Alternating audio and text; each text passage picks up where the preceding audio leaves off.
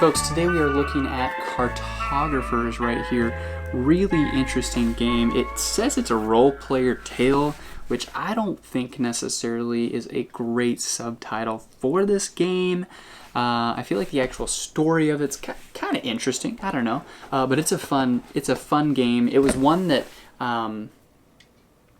is just really it's interesting. It's got some really fun aspects to it, and then it's got some others that are just really interesting that you may like, you might not like. So looking at the game right here, you've got 4 pencils. You can play with as many people as you want. You all use the same cards, and you just have one of these pads right here. These are front and back, and so it's worth saving them and playing front and back. Just make sure everyone's playing with the same side so that's fair. But basically what you're doing is there's different shapes and symbols on these cards, and you get to choose from them. Sometimes there's 1 symbol and 2 shapes, and when I say symbols, there's like forests and lakes or rivers like water. There's houses. So there's a lot of different things on these cards. Sometimes you get to decide from 2 different shapes and 1 type of topography, supposedly.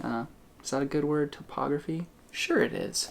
So you're deciding what you want on those cards to put on your board. But there's also these cards that are scoring you different points. Now, what I would love to see in this game, if they ever update it, it's a fairly new game, but what I would love to see is backs of cards. If you look at the backs of these cards, they are all pretty much exactly the same. There's like a few of these that have this back, but pretty much everything is exactly the same, and they don't need to be because there's actually different decks in here that you're supposed to remove, and it's just kind of confusing because you're looking at this one little symbol on the back here, and that's showing you, hey, you need to move this somewhere else. See, that's got the red house on that, put that in its own little deck, and it's just kind of confusing. When I very first got it, I just shuffled everything up, and it's like it looked similar enough. You know, that's normally what you do. You shuffle them up. So that's not a big deal. Once you get it figured out, it's easy. But there's like 4 cards that are all supposed to be in their own one little stack. Why not just make them red, have a different design? I don't know. But it is super fun writing on this. There's some built-in things to where if you cover the mountains, you get a bonus little coin right there. So every single round at the end, you play 4 rounds, which are 4 seasons. At the end of each season, you get that many points in gold, however many you have. Some cards, if you choose a smaller shape, you get that as well. So some nice decision making right there. I love that everyone's using the same cards. There's even some interactivity where monsters come out and you pass your pad around, and people put a little monster on your board in some of these boxes that the shape shows you, and you can try to kind of hinder people just a little bit, which is kind of a fun little aspect to the game that doesn't really hurt all that much. This is a game that the really cool thing about this, I think, is if you want to go a little more in depth, and I've seen some really, really cool pictures on Board Game Geek of this game, people using colored pencils and like being really elaborate with their artwork on the pad, and I think that's just a fun little thing. Even if you're not super artsy, playing with different colors could be kind of fun to see how everything ends up.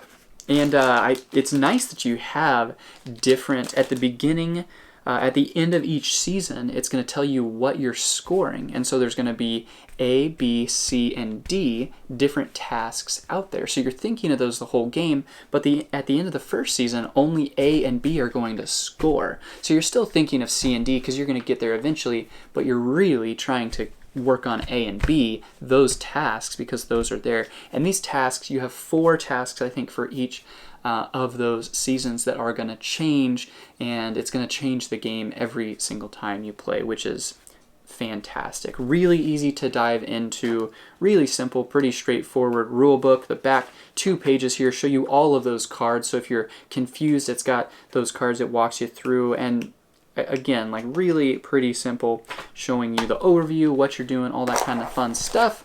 And you get this nice little backstory card, which is just kind of fun. They didn't have to do that, but they do. So overall, really neat game. I enjoyed it. It's a roll and write of types, and so if you enjoy roll and write games and you like being artsy specifically, you like the style, there's a lot of stuff I think is working really well for this game. There's some other things that are just a little interesting. It didn't quite hit perfectly for us, but I've not played very many games yet, and so because of that, I'd say maybe there'll be another one that's just super fun, and the cards that were out just didn't seem to hit as well as they might in the future. Because there was one card out there that was like, my wife went for that thing right off the bat, and she got like 30-some points like in a round, and I, like, combining the other rounds, I didn't have 30 points, and I was like feeling like I was doing really, really good. So that's one of the things that I think is kind of interesting, is like some of the scoring cards just seemed like they were a little, like, way stronger than the others.